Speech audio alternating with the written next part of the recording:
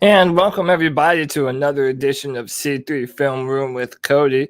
No duh, I'm your man Cody. What's going on? I wanted to jump in here and do a little early video before we go live tonight and talk about another prospect that the Panther fans have been asking me about.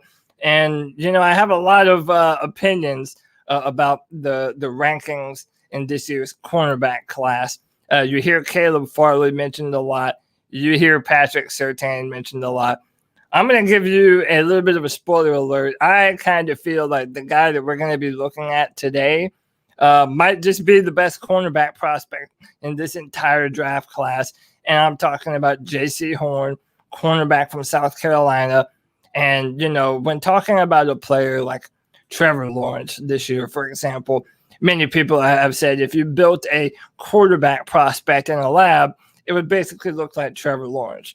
Well, ladies and gentlemen, I am here to tell you that if you built a cornerback in the lab, it would look every bit like my man Jaycee Horn playing for South Carolina. My man, 6'3", every bit of 215 pounds, has very, very mobile hips, very fluid in his route running or in his ability to mirror routes. He really is an exceptional prospect at the position. And frankly, I think he probably has the highest upside in this year's draft. And I intend to explain that for you all here today. So listen, if you like what we've been doing, hit the like button, hit the subscribe button. Also, we are close to 2,000 subscribers. That's a pretty big deal. We're going to continue to pump out more content and, continue to have fun talking about the Carolina Panthers. I know everybody probably has a bunch of questions about free agency. And we'll definitely get to that on tonight's show. We're going to be going live at 9 o'clock here on the main channel. Same cat time, same cat channel. But until then, man, there's really nothing to it but to do it. Let's go ahead and jump into this film review, shall we? Now, this is more of a bite-sized film review. I normally look at 3 different sets of film in a game, but at the cornerback position, it's so hard when you don't have the all 22 because it's hard to see the routes opening up, a lot of the downfield stuff. So I'm going to try my best to kind of comment on what I'm able to see, and when I'm not, we're just going to kind of take our best guess and just look at what our man does on film. So Jaycee Horn is number 1 in your program, maybe number 1 in your hearts. We'll find out. He's at the very top here. And let's look at Jaycee Horn, y'all.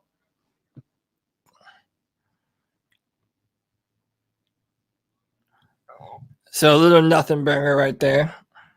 Lined up to the bottom. They have a little scissors concept. Fade route. And just jumps up and bats the ball down. By the way, look at my man real quick to show y'all what I'm talking about. Look how tall that man is. Look how long his arms are. That is the frame of James Bradbury, but with even more speed, even more athleticism. This is a high-end cornerback prospect. Let's watch some more film. Up to the top.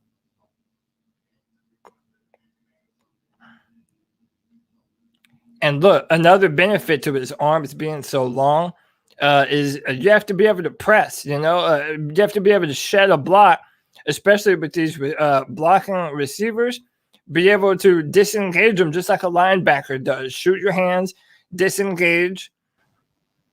And look at that.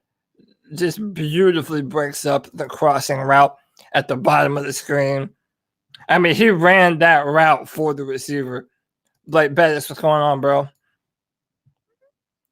Fakes inside on the fade route. Again, man, you are not hitting my man with a fade. Look at that athleticism, man. You can't teach that. Either you're able to do that kind of thing or you're not. All right, so this kind of got away from him a little bit. Down here to the bottom.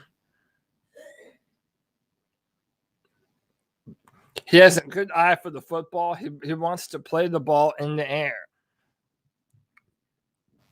Look how quickly he was able to cover the distance and get back to that comeback route. That's high-level stuff.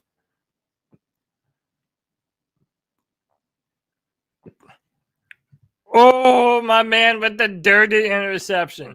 And he's watching the quarterback's eyes the entire time. He knows that he's in scramble mode, so just makes a play to get in front of the football and intercepts that pass. Dude, when you pair that level of aggression with that high end of athleticism, man, dude, that is what you want in a prospect, dude.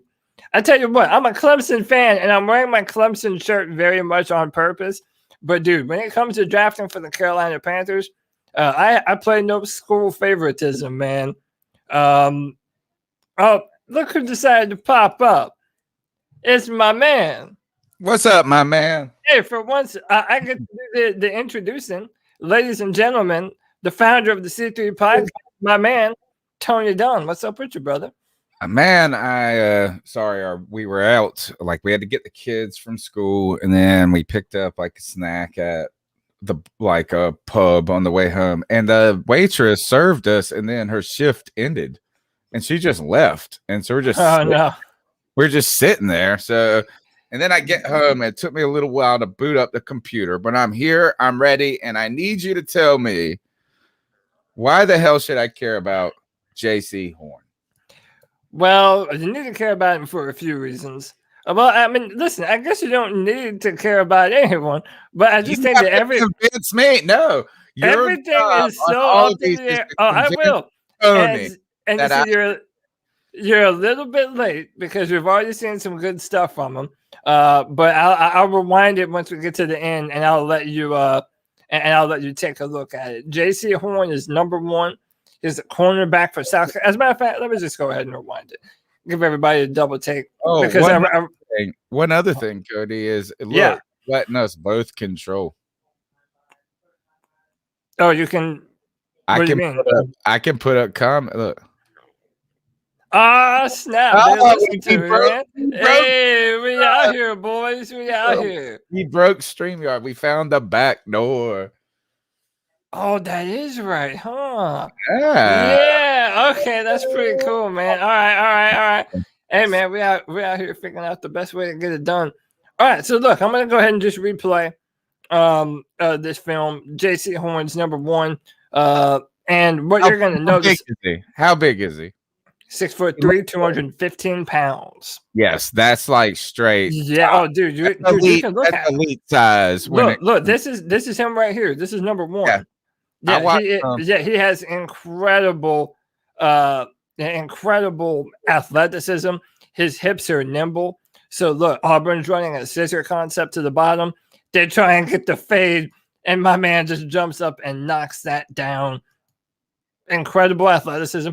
Look how long his arms are.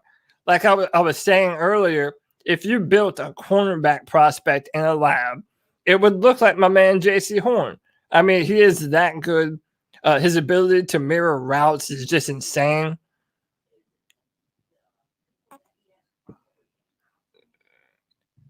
He works good to the football. Good tackler from what I've seen. Yeah, really good tackler. Willing to get up in the box. Reminds me a little bit of James Bradbury to some degree. Yeah, I even said that earlier. I said he's a more athletic James Bradbury.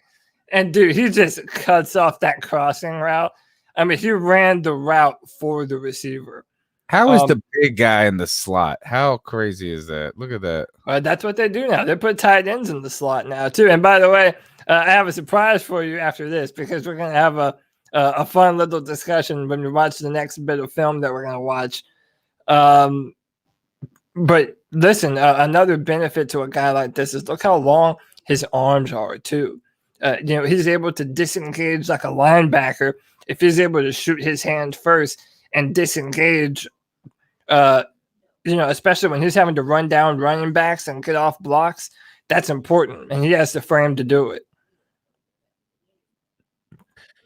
I like, the first thing right away is the Carolina Panthers need help in the secondary, right? Absolutely. That's the first part of this story. The second part of this story is that we tried to get really excited about Dante Jackson as being a potentially like sensational player because of his speed, athleticism.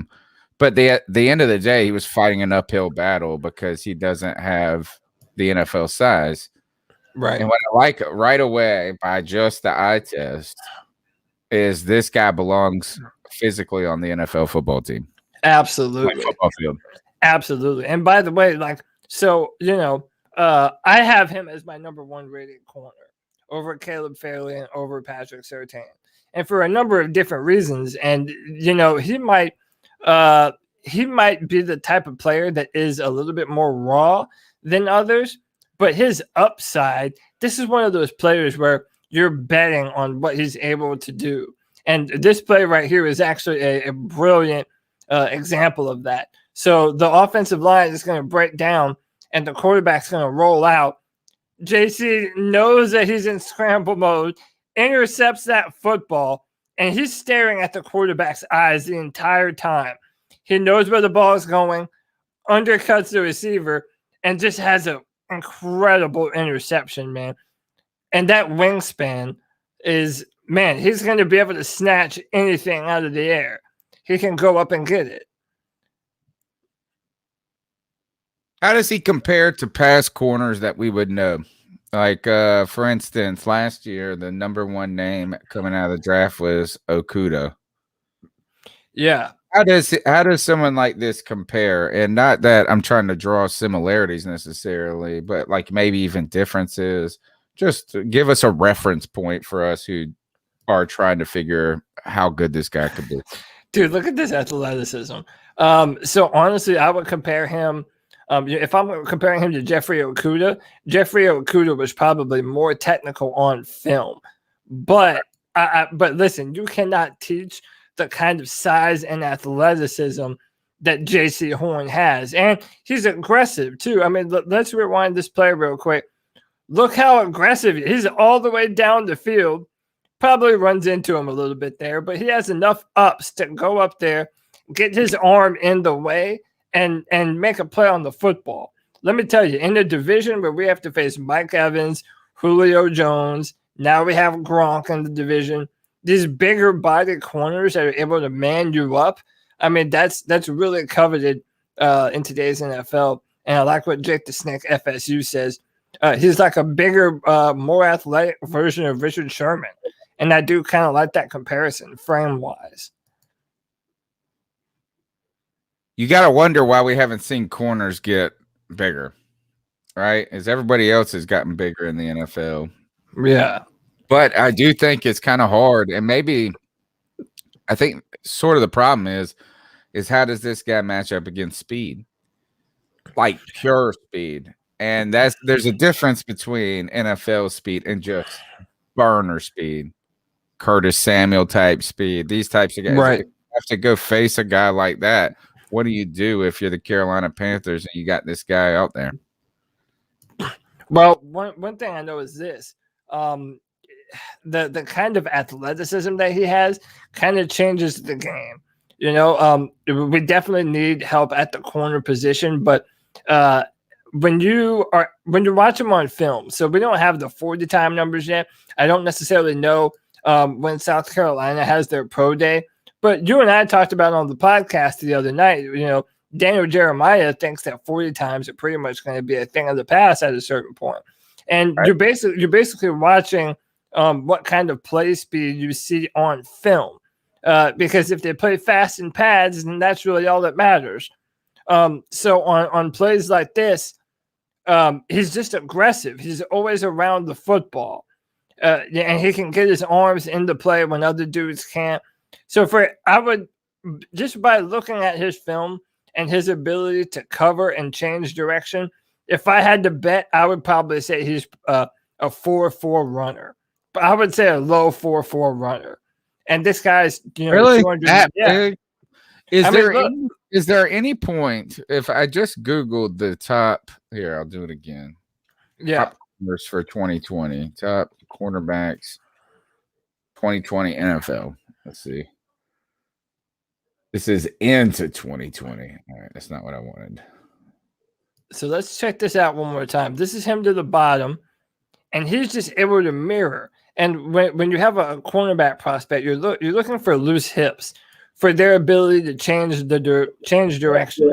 So he's able to slide to the right, sees that the quarterback is scrambling, so then the receiver cuts back to the sideline, and Jaycee is in his hip pocket the entire time. Is there a cornerback in the NFL right now this big? Yeah, Richard Sherman is an example of a guy this big. He's not even in it. Well, yeah, he just got out. Is he 6'3"? He is 6'3". Yeah. Wow. But he typically played. He might be like 6'2" and a quarter. No, he was 6'3". I just looked it up. He's 6'3". I'm just looking it up. Let me see what James Bradbury was. I see a lot of corners. 6'1" is a big corner. James Bradbury, right? This is a big corner. If he could be, is he kind of like an Isaiah Simmons, like a freak athlete? Or I mean, dude, when I look at him on film, he passes the eye test. I say yes. And look, this is what I'm talking about too. You know, as far as deep speed, I think that that play we showed earlier where he was like, you know, he was essentially the free safety back there. I mean, he ran and made up the space to go up and try and get the football. But if you look on this play right here, this is so fundamentally sound. I mean, he drops his hips, he stays in front of the receiver, his hands are on him, but he's not holding him. The receiver goes to cut back inside, and he just can't create any separation at all whatsoever. And is it? I mean, he could have even. Big. I'm ready for the muscle. I'm ready to put them. Say, get them hands on him early. I would have said, he's big, bro. He is giant. He is big. I mean, he's 6'3", and his ability to mirror. I mean, watch how the receiver never makes a move. Oh, just a beautiful interception. The quarterback threw it too far to the sideline. And again, if the ball is in the air, it belongs to Jaycee Horn. I mean, his eyes are always on the ball. He is a ball hawk. All right, rewind that one more time. Yeah. So what is this? Is this like a kind of like a button hook type, a hook route, curl route? That's what it's called, curl route. That's what it is, right? Sort of curl comeback. Yeah. Right. Run it one more time. Is this a bad route, or do the hands right here get him off his trajectory? It doesn't drop it, man. How about that? It doesn't have DB hands. He damn near has receiver hands. But I feel like him getting the hands on the receiver at that point made the receiver give up. He thought he was done for, and the quarterback still threw it. So I like the physicality. That's what I want. I want a corner that's going to beat you up all game long. He is physical. And by the way, he has a motor too. In this NFL with guys like DK Metcalf, right? Guys like Mike Evans, you have speed and size put together in packages. And you can't just try to run with them all the time. You got to fight with them. Yeah, and he has the frame to do it, and he's not afraid of contact. JD says South Carolina has another corner. I can't pronounce his name, but he's big too. Yeah, you're talking about Israel Mukuamu. They have another corner that we're probably going to be looking at some point down the road. But again, Tony, everything that you just told me that you want in an NFL cornerback, Jaycee Horn is that and then some. I mean, exceptional physicality, length, range, his physical attributes just jump off the film. I'm with Blake Bettis right away. I'm sold. This guy looks like he belongs. Very simple, plain and simple. This guy looks like he belongs on the NFL football field. He definitely not does. A project, none of that. Where the hell is he going in this draft? So, okay, this is the thing. I kind of feel like he is my cornerback number one. And I kind of think that other teams are going to evaluate him very highly as well. Right now, if you're listening to the media, what you're hearing is a lot of Patrick Surtain. You're hearing a lot of Caleb Farley from Virginia, who I'm also very high on. We're going to do a Caleb Farley film review at some point as well. But there's a certain performance that, to me, kind of shows what he's fully capable of on the next level. And, Tony, we're going to have fun with this one. Whoa! Because this one we are going to be looking at Kyle Pitts, the tight end from Florida, who Tony loves to talk so much trash about. And we're going to basically be watching 2 sets of film. So on YouTube, a lot of just pure Jaycee Horn film, like we just watched, is actually kind of rare. So you're kind of having to break down films like this, like it's Kyle Pitts versus South Carolina. But they put Jaycee Horn on my man a ton. So we're going to look and you're going to be able to see Kyle Pitts because I don't even know how much you ever have looked at him. I feel like we've talked so much about him, but I don't know how much you've actually seen. And then number 2, he's a wide receiver, dude. He ain't no tight end. But before we move on, Zero Chill. Joe Horn is this dude's dad. Now I'm even more sold because I've met Joe Horn. I've talked to him on the show before, and he's super nice. And he hooked my friends up that were Under the Dome podcast. He came on their show, did it. His little girl right beside him. I'm sold right away. Joe Horn was a Panther killer for a little while. So we'd rather not have his son killing us too. But this is him against Kyle Pitts, wide receiver that played tight end in college because he was a little too big for everybody. And I bet he's a little bit too big for everybody. Listen, we'll do a Kyle Pitts film review at some point in time, just because I know people are gonna want to continue to talk about it. But so we're gonna find Jaycee Horn again. Jaycee Horn's number 1 on film, and he might not be on every play here, but he is. So he's right here. He's at the very top of your screen, and there are a bunch of plays in this game where they do put Jaycee on Kyle Pitts. So we're going to see a lot of action, but we do kind of have to locate him. What's his number 1? You said his number 1. Yep, he's number 1. So this is Jaycee Horn on Kyle Pitts at the top. Mirrors Kyle Pitts the whole way. Yep. Oh, throws a back shoulder. Good pass right there. Yep, and Kyle Pitts completes it. But look at the coverage, though. Gets his hands on him and looks back to the football. That's probably a little interference right there. It's a little bit of interference, but at the same time, he's also doing his job in turning, looking back at the football. He's not holding him because look how easy Kyle Pitts was able to throw him off. So, and this is just a great play by Kyle Pitts, and it is showing why Kyle Pitts is a heavily coveted prospect, even if it is just at the receiver position. Who? But Kyle Pitts? How fast is Kyle Pitts, you think? Again, I don't know. I'd probably think he'd probably run a low 4.5, maybe a high 4.4 range. I mean, he definitely has exceptional speed at the tight end position. People have been comping him to the guy from Vegas, Darren Waller. A lot of people really like that comparison for Pitts, and I kind of like that comparison too. So again, we're going to try and find. We're looking for number 1 every play. Yeah, number 1. So he's down here. The way that this guy, there he is on the bottom. You see, he calls himself the chosen one. I like that. I saw that on Twitter. I feel like that's kind of look. Are we going to let him wear number 1 on defense? Can he wear? I don't know if you can even. No, I don't. In the NFL, I don't think you can. And I tell you what, one Cam. I tell you what, though, that is a conversation for the night about if we do draft like Zach Wilson or Justin Fields, if we're gonna give him the number 1. I got some thoughts on that too.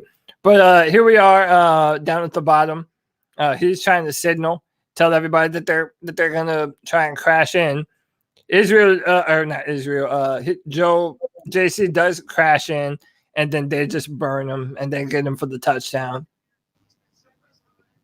So again, there are things that he has to work on from diagnosing offenses and knowing where the game is going. Again, he's the cornerback, so that's not necessarily his job to have to do that. So he's at the top right here. All right, he was able to cut off, prevent the first down. 2nd and 3. So Kyle Pitts just goes and makes a crazy catch. But number 1 was on 89. This is Jaycee Horn. And again, he's in the hip pocket the entire time. Yeah. Whenever you see him on someone, they aren't making separation from him. And they had he put his hands in his face too. So JC is right here up at the top. Run play. No, that's number 10. Oh, that was number 10. My bad. Where is he? Where is he? Where is he? Making a play. Was that him? Was that him? Hang on. That I don't know. Either number 7 or him. I need to get a hookup for some all 22 film because how you do it for. I got it for the NFL. I just don't know how you get it for college. Yeah, we can do it for the NFL film. But yeah, I got college, that. I pay for that. Yeah. For college, it's just so much tougher to find. All right, so here's Jaycee Horn at the bottom. Kyle Pitts lined up.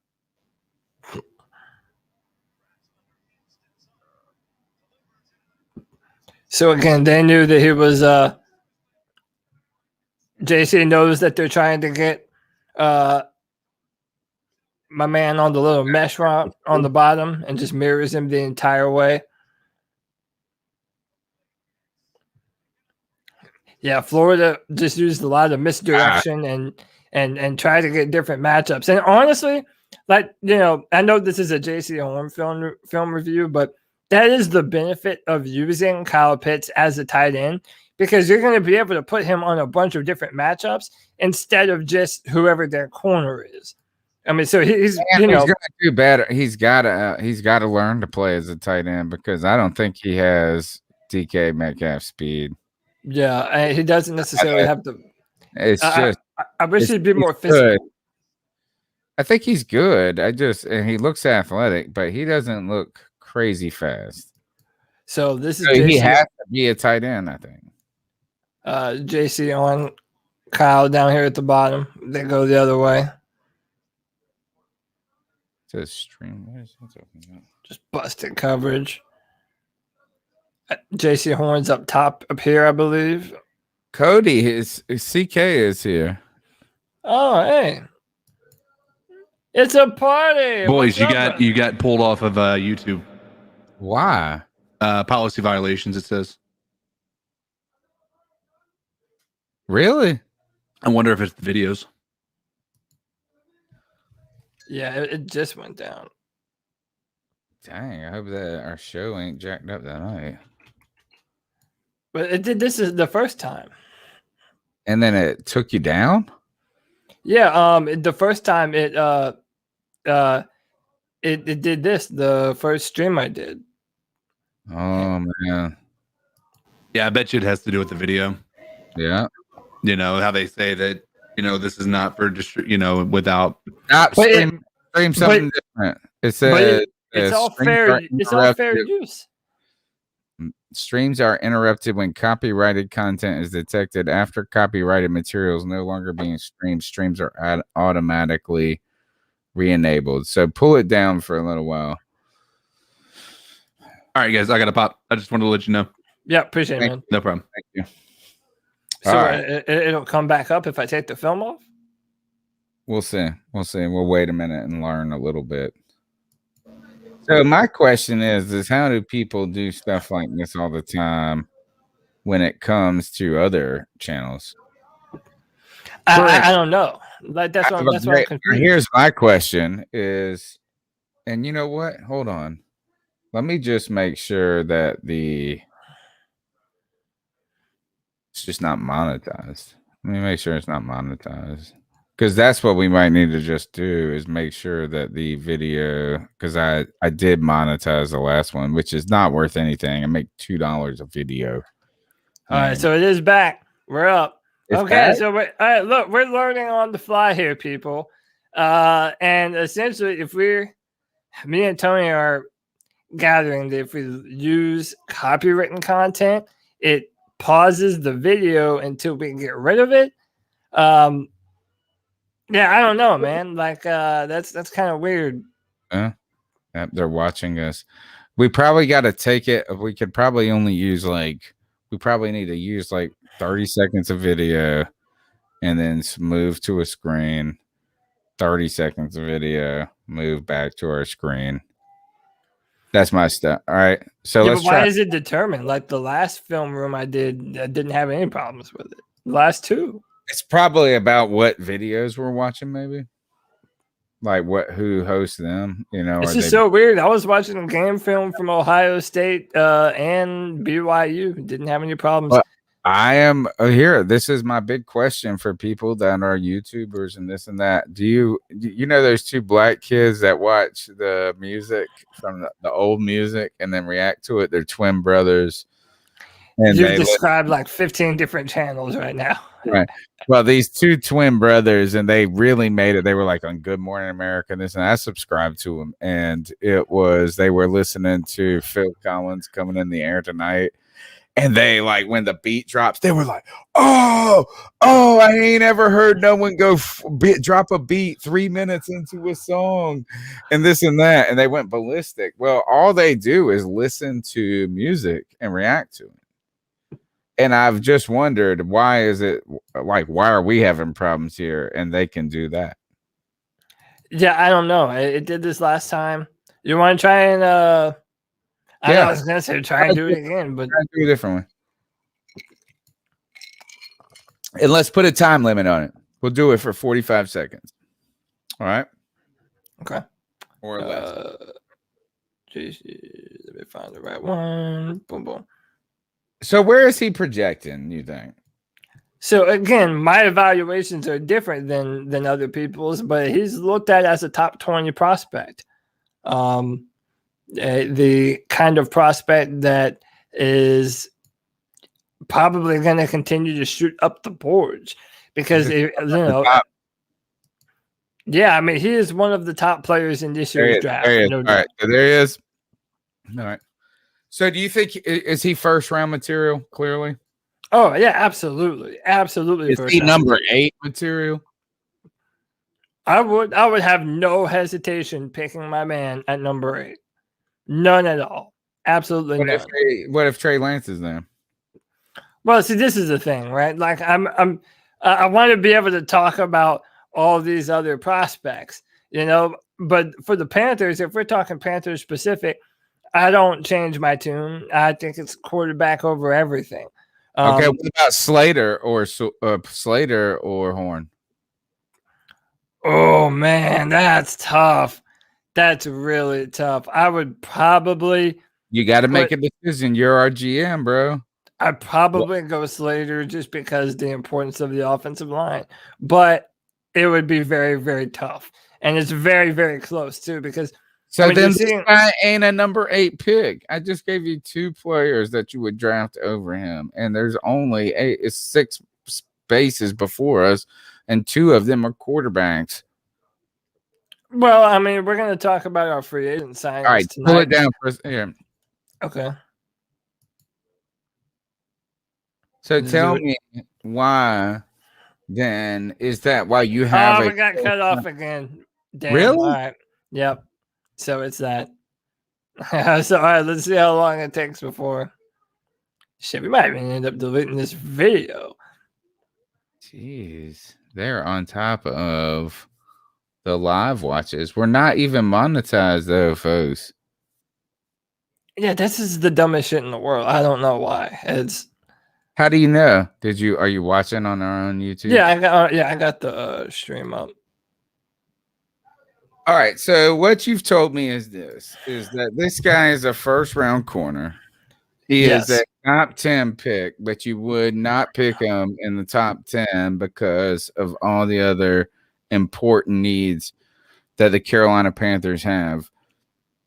In any other year, I would be pounding the table for a player like Jaycee Horn. And by the way, there are 2 other corners in this draft that everybody loves. Like I said, Caleb Fairley from Virginia Tech, Patrick Surtain out of Alabama. I mean, those guys are very highly coveted, but I think Jaycee Horn is a better player than both of them. I think he has a higher upside. The dude is absolutely incredible. So for me, he is a top 10 talent every day that ends with a Y, for sure. How could the Panthers get him? Well, the Panthers could end up getting him if all the quarterbacks, frankly, are gone, and we're in the mood of even maybe trading back too, because it'll be, and we're back up, by the way. So it would be beneficial to the Panthers to even trade down, I think, if we did miss on one of the top 4 quarterbacks, because I think whether it's Jaycee Horn or Rashawn Slater, there's going to be a really good player available to us later on. But this is if there are no quarterbacks available at the time. All right, so I got an idea. What if you pull up on Twitter Jaycee Horn video? Yeah, Twitter shouldn't be a problem. Let's see if they pick that up. Well, again, also with Twitter, you're dealing with clips too, so Sure. it's not going to be. I know it's not the best. It's not that best.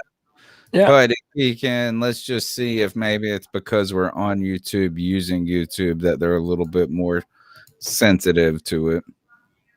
All right. What I think is I think we need an elite corner, bro.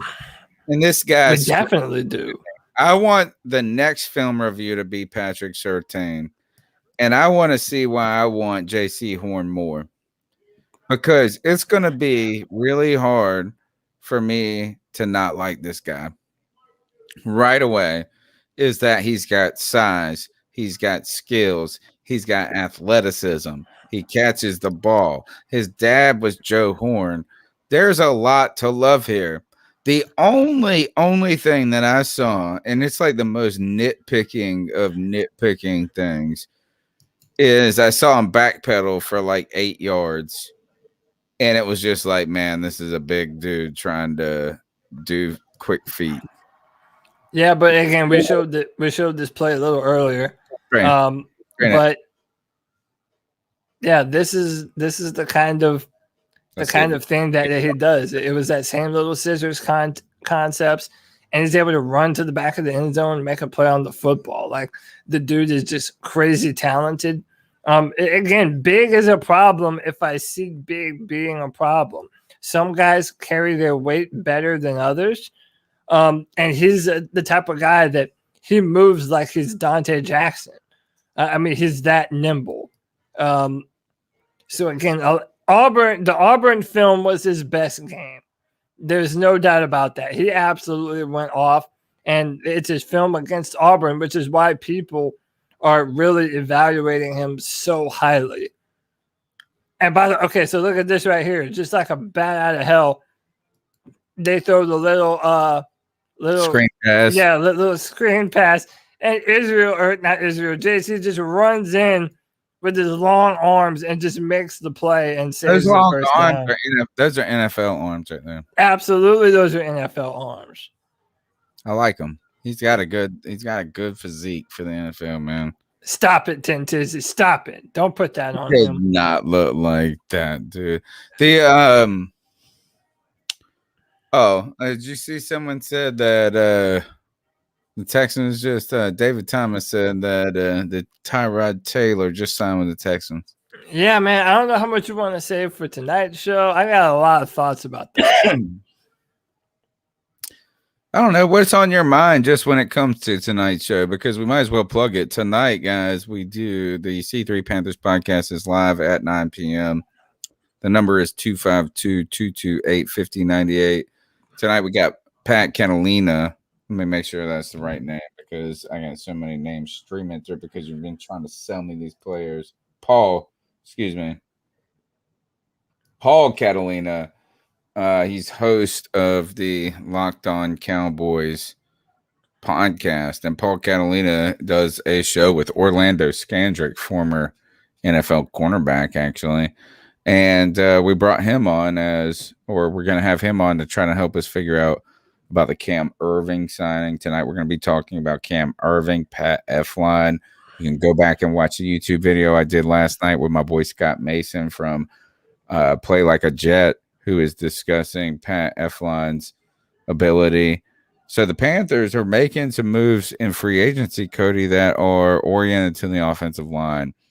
And one of the things I do want to talk about tonight when we get into the show a little bit is, are there any signs that free agency is pointing towards the draft?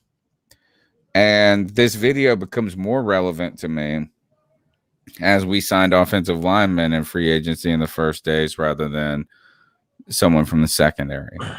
This the talks that we've had about the quarterback play and the awkward press conferences that have happened last week, which we'll talk briefly about. But the quarterback, are these offensive linemen signals that the Carolina Panthers are trying to build an offensive line for a quarterback, or is it just them piecing something together? So I think all these stories kind of overlap, Cody, and we will have a lot to talk about when it comes to the Carolina Panthers and free agency tonight at 9. Yeah. I kind of think. I mean, again, I don't know how much detail you want me to go into right now. Hey, do whatever you want. This is your show, bro. Dude, I think we're out of the running for Deshaun. To answer my man Zero Chill, what is it? I don't think we were ever in it, bro. Well, I think that now is more definitive than it ever was, because what you're talking about is now they've signed Tyrod Taylor. So if they either make Deshaun hold out or trade him, why are they going to take on Teddy Bridgewater's contract and have a $12 million Tyrod Taylor for a year? It just makes no sense. They're already trying to get underneath the cap. So, I mean, now, we wouldn't be able to take on Bridgewater was never required as part of the trade deal. Yeah, he was. No, he was not. Listen, how are we going to have Deshaun Watson? How are we going to have Deshaun Watson? We would just have to cut him and eat the money. But I don't think they would do that. I don't think they would just cut him. They have to. Well, now they would have to. But listen, I guarantee you, without a shadow of a doubt, the plan was trade Teddy Bridgewater and get him out of the door. Man. Nobody wants. Yeah, I wouldn't want him either. I just don't think. I think it's official now. I think the fact that David Tepper was so aggressive and pretty much letting everybody know without coming out and directly saying, how bad we want a quarterback. That kind of gave Panther fans a little hope. I think to kind of keep the dream alive that maybe this might happen. I know you haven't thought that we were ever in the running. I understand why you think that too. It was a good point. I just think that now if we're not able to move on from Teddy Bridgewater and get rid of that, then we're not going to have Deshaun Watson's contract and Bridgewater. Because, by the way, even if you cut him, we still have to pay him this year's money, don't we? He is a, what do they call it? Like a sunk asset or something like that. Yeah.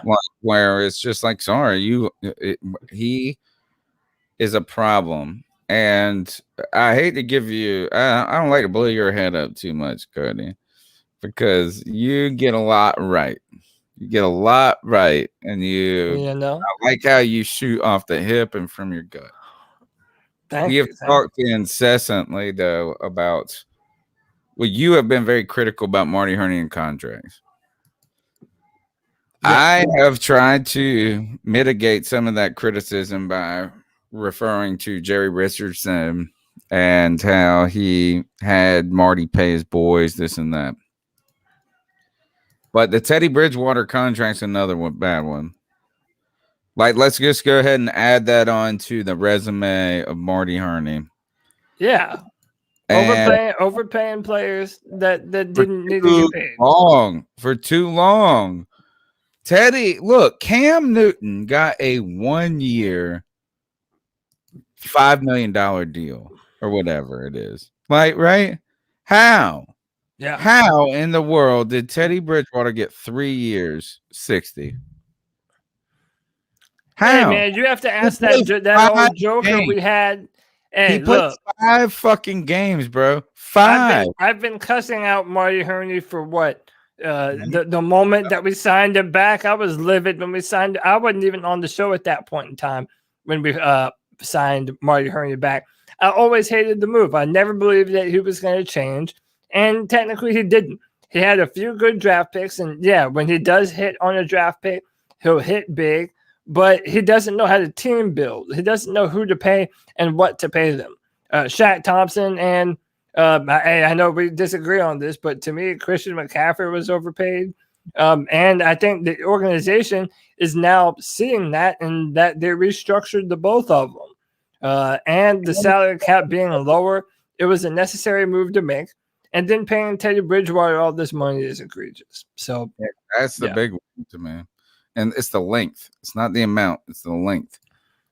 Yeah. I mean, that's not a bridge contract. Tonight, I think as we talk about the signings tonight of Cameron Irving and Pat Elflein, is that there's been a lot of negativity on Panthers Twitter regarding these.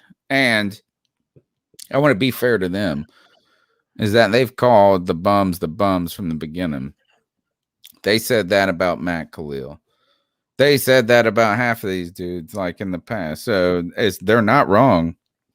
These guys may well be bums, but I don't think we paid a ton for the guys. No, we didn't. Also, the fact that I think we paid very little for them, and we needed bodies immediately. So why hesitate? Go and get the best bargain discount you can get right off of day one. I'm okay with these signings so far, and I think they were necessary. Hey, so I saw Zero Chill in the chat room put Alex Arma as a traitor. Where'd he go? I didn't know why. The Saints agreed to terms with former Panthers fullback Alex Arma. So there you go. Alex Arma is a traitor, man. But yeah, listen, I'm not too mad at the free agent signings that we made with Pat Elflein and Cam Irving. Admittedly, I don't know as much about Cam Irving as I do about Pat Elflein. I remember being a fan of Pat Elflein coming out in the draft when he was coming from Ohio State.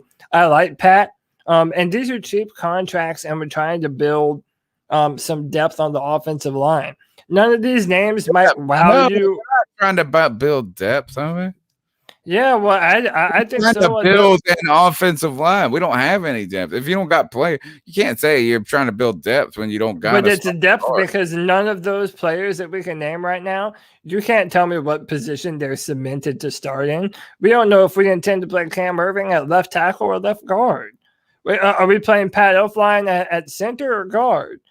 Because he's played both. He's played both. You're not playing him at center until Paradis gets hurt. I think these are guard plays right away. Actually, I think Irvin has been brought in to be the left tackle. That's what I think. I don't know. And you have to remember we have Greg Little on the roster too. We also have the guy from South Carolina who's I don't like Greg Little. Whose name I always forget. Trent Scott. But he's on the roster. So what are you going to do? Just cut him? I've said you do what they did for the last 2 years. You just don't play them. Dude, Cam Irvin is the damn starting left tackle right now. This Elflein is penciled in as the starting left guard or right guard, and that's what I think. Dennis Daly. Yeah, Dennis Daly is a guard too. He's right about that, and he's pretty dang good. I like him. But we didn't. I think they're both. Tizzy says, I think they're both going to play guard, and we're going to draft a left tackle at 8. And listen, but that's what I'm saying. I won't be mad. I won't be mad if that happens. But listen, like none of these guys that we mentioned, none of these guys are cemented at any position. That's what I'm saying, Tony. This is just depth. None of these guys, to me, first day. It is like, yeah, they're gonna play on the first day of free agency. Free agency ain't even opened up, and you make early plays on 2 guys, and you are just acting like they might get cut or be backups. They're cheap. They're cheap. We only have them both for like a year or 2. These are not even long-term signings. That's the point. Is they weren't long-term, but they won't cheap. Depth. Agree. No, they're not depth. This is the starters, bro. They're gonna start, These but like are we the don't. starters. You can't call that depth. They're not depth signings when you expect them to play right away. They're gonna play, but my point is we don't Yep. know. Okay, all right. Weeks, Let bro. me ask you this: Depth signings are made. do we know for a fact that Cam Irving is a better left tackle than Greg Little? Because everything I do hear from Cowboys fans is that they think Greg Irving sucks as a left tackle. So then is he that much of an upgrade? Well, everything I hear from Panther fans says that Greg Little sucks at left tackle. So yeah, he's a first round pedigree. He's had more NFL experience, and the Greg Little showed us. Even in the moments we thought that he was kind of playing okay, he was still getting benched, bro. Why? He's not the answer, man. I want him to be. I don't dislike this. I didn't hate him right away, like a lot of people did. But Greg Little, nobody gives a fuck about him in Bank of America. No, well, we need to move him to a different position, or we need to cut him, or we need to try and move on from him, or do something. Like I said, I say kick him inside. Remember the tackle for the Giants? I think his name was Eric Flowers. I forget what team he's on now, but he was a bust playing tackle, and then they moved him inside. Arizona? Was it Arizona? No, I don't know where. Maybe. I don't know, chat room, if you know, tell us where Eric Flowers went. But I know he played tackle, sucked, and then they moved him to guard, and it kind of rejuvenated his career. Look, Greg Little is 6'6", 320 pounds. Like, if that guy can't figure it out, then we need to know. Like, we need to start using. Do you think being too tall at guard is a problem, though, sometimes? No, I mean, really, that's what I worry about. Is I think the overly tall guys have trouble getting pad level at guard. They have trouble, but again, you also have an advantage with arm placement. I mean, if you're longer and bigger and stronger than the guy in front of you, theoretically, you should be able, if your technique is good enough, to get your hands on them before they put their hands on you. So, I kind of think he just needs to toughen up. That's why I think moving him inside would help him, because it might force him to kind of play with some fight, and instead of having to be so nimble and do the dancing bear thing playing on left tackle. I think it might require him to get more aggressive, having to fight with that instant impact playing in the interior. But I don't know, man. Can I run an idea by you real quick? Sure. You want to do some cat calls right now? Lessen the load for the night show? Or can we? I see. So this was a Jaycee Horn film review, but now it's like a little appetizer course before tonight's show. Let's see if we got anything. They're going to be mad. They're not on the real show, though. Yeah, true. Well, it's up to you, man. I was just throwing it out there. Prevent us from going 3.5 hours. Let's see what this is. This is from Thursday. Thursday of last week. How about this? Is we'll do all the calls before today. We'll do what? We're going to do the calls that were before yesterday. Okay. Hold on. Let's see if I got to pull up program. All right. So tonight, 9 p.m., longest running Panthers podcast, the C3 Panthers podcast, brought to you by CarolinaCatChronicles.com. Lately, Cody's been doing a lot of film work on the C3 Panthers YouTube channel. You can check out, obviously, you've been watching Jaycee Horn today, but also Trey Lance, Justin Fields, Zach Wilson, I believe. And you did all the quarterbacks. You did all the top 4 quarterbacks. I've done all the top 4, man. They're done and over with. Slip. Will anybody slip beyond 6? Did you hear my prediction on the Zach Wilson video? No, I did not get a chance to see it. I think that Joe Brady and Matt Rule and David Tepper are going to become enamored with Zach Wilson and do everything that they can to trade up for him. Jets trade to the Jets. Yeah. I kind of think that's what we're gonna look to do. And again, that's contingent upon the Jets deciding that they want to roll with Sam Darnold. I was listening to Michael Lombardi on Pat McAfee's show this morning, and he made a good point. Like, Peyton Manning, when he was with the Colts, only went to 3 AFC championships. That's a guy that should have been like in way more. But if you just don't have the team around you, there's only so much that a good player can do. So, apparently there is a growing contingent of Jets fans and Jets writers in the news that are basically saying, give Sam Darnold a chance. You're going to be able to get more picks and you're going to be able to build the football team around him. You have the money to spend. If the Jets are willing to stick it out with Sam Darnold a little bit longer, and also you have to think whoever trades up with him, they're going to be getting a first-round pick in return for that as well. So even if you don't draft a quarterback this year, you can draft one next year if it doesn't pan out with Sam Darnold. So, I kind of think that the Panthers are going to fall head over heels with Zach Wilson. And whether or not we will actually complete the trade, that's one thing. But this is my Nostradamus prediction. The Panthers are going to try to trade up to number 2. All right. Well, here, let's the number's 252-228-5098. We'll be taking all the calls tonight at 9 p.m. on the longest running Panthers podcast.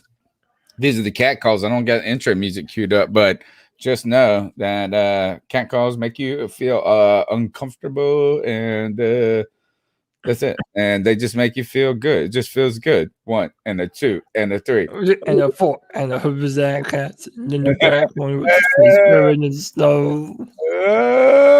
Who's that cook? I don't even know what it says at the end. Oh, here it is. Down here in Charleston, South Carolina. I was calling to discuss kind of the options in free agency for the Panthers this year, and also looking at what I would do if I was the general manager with regards to signing free agents versus drafting at positions. I think we all agree at quarterback, you got Teddy Bridgewater or the draft. There's nobody, unless we can trade for Watson, that we're going to be able to pick up in free agency to fill the hole. At tight end, I really like, and I try to look at guys that fit the age, 23 to 28-year-old age bracket that would fit in kind of with the core of our roster, young group. Tight end, I really like Gerald Everett from the Rams, so I'd like to hear your feedback on him as a candidate. He's 26 years old. David Moore for wide receiver from Seattle. We have two, we have DJ Moore, Robbie Anderson coming back. Most likely Curtis Samuel's gone. I think we need another receiver, which you can get late in the draft. But I do like David Moore. He made some big plays for Seattle last year with Russell Wilson. And there's familiarity, there with our new GM. I think looking at tackle, I think we have to draft a tackle. I looked through the list there and don't see anybody that stands out, but you guys can correct me if I'm missing something there. At guard, I liked Jermaine Ifedi from the Bears. He's 26 years old. Again, has had some success, had some tough times, but also has gotten better through the years. Cornerback, I really like Shaquille Griffin. Went to the Jaguars. Familiarity there. He's 25 years old. This call was from Thursday. He could be a really good cornerback. Safety, Malik Hooker, former really high pick, definitely has the talent. Struggle with injuries. Is he 24 years old, played for the Colts. Yeah, he went to the Colts. Would be a bit of a gamble, but definitely the talent is there. He's right. He's got a lot of so somebody I would consider for safety. Middle linebacker, a little bit down the list, Raekwon McMillan. Didn't play a ton for the Raiders, was more of a special teams guy. He's only 24 years old. Again, extremely talented, extremely athletic. Needs some coaching up. Some of these guys, I think, could hit their prime, in the next 3 to 5 years. I think our window is going to be next 3 to 5 years, whether we land a quarterback in the draft this year or figure out a way to land one next year. It definitely looks like with keeping McCaffrey, restructuring him and Thompson, we're going to keep those guys. So, all right, here, I guess we need to go ahead and get to the next part of the call. I do want to say this, guys, is that I appreciate everybody in the chat room. Look, you guys are the best, and you've been part of our conversation for years. So I know you guys are subbed up, but folks that are listening in other manners or whatever is, look, it's just hit a subscribe, hit the little share. It helps some creators try to grow. We've been doing this for 8 years, and we really actually need to focus more on growth. And I hate to overly self-plug, but you're getting good. Look, people love you, Cody. And hey, man, look, we're almost at 2,000 subscribers. We're should that close. 10,000, bro. Doesn't it feel like the other day we were just inching close to 1,000? Yeah. Yeah, we made it to 1,000. 10,000, folks. Help us get there. Let's get to 2,000 and to the moon, as the Redditors say. Let's take this GameStop to the moon. Do it. Panthers podcast. Subscribe, bell up, share, sub up, all that. Now, part 2.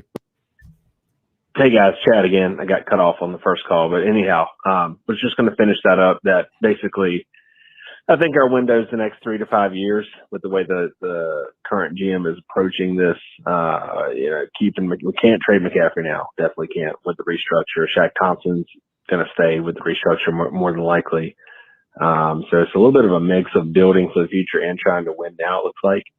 So if you guys could just give feedback, kind of my summary of what I was bringing to the table this week was quarterback and tackle.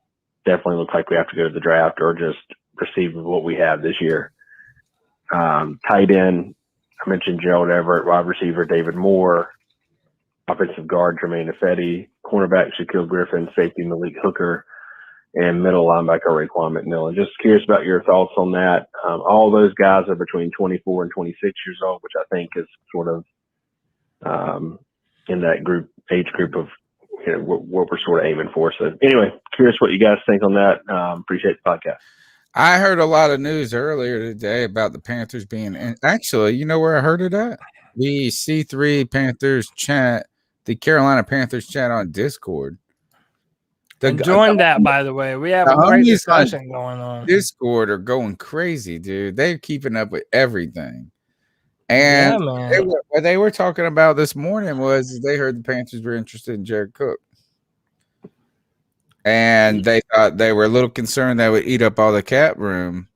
But you put up Zero Chill. By the way, Zero Chill's been on fire in the chat today. Like every one of his comments are just like every time we go live, man. Zero Chill is one of our homies, man. He's always up here. And then O-line, then wide receiver might be the quickest strategy to rebuild this offense. The only thing I don't like about that concept is that last year we picked 7 defensive or 6 defensive players. Then we're going to pick what? We're going to pick 6 this year and 7 next year. And the other thing is, one other point about the offense is I think it's actually got a very strong core of people. Right now, the weak link is a quarterback, obviously. But DJ Moore, Robbie Anderson, and Christian McCaffrey are not a bad trio of dudes to build around. So it's not like the offense is dead. You add Christian McCaffrey back to the mix. He single-handedly won't win you a Super Bowl or anything, but he is an explosive talent. Then you have DJ Moore, who's continued to put up 1,000 after 1,000 after 1,000 yards. And Robbie Anderson has showed that he can play multiple. So I do think the offense is really an offensive line and a quarterback away. Where's the answer to tight end? Is it in the draft? Is it through free agency? I mean, I haven't heard anything about Zach Ertz. Have you?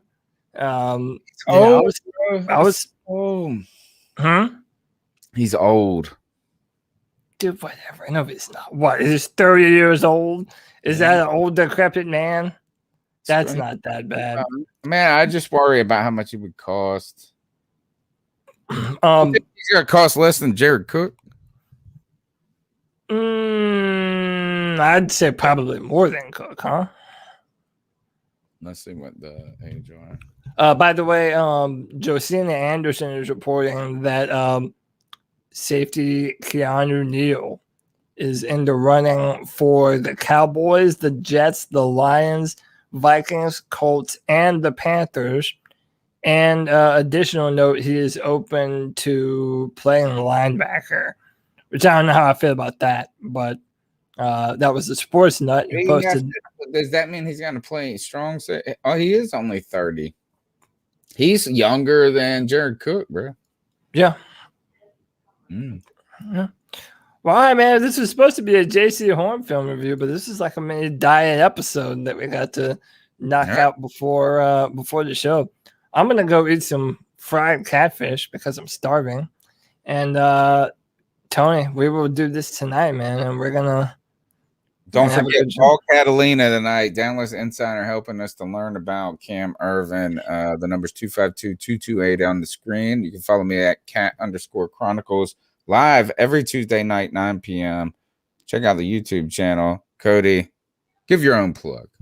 Yeah, man. Find me on Twitter at CodyLac, CodyLac, for all of my hot takes on the draft and free agency. And tonight is going to be fun, man. I have a lot to say tonight, man, about Curtis Samuel. I got a lot to say about Cam Newton.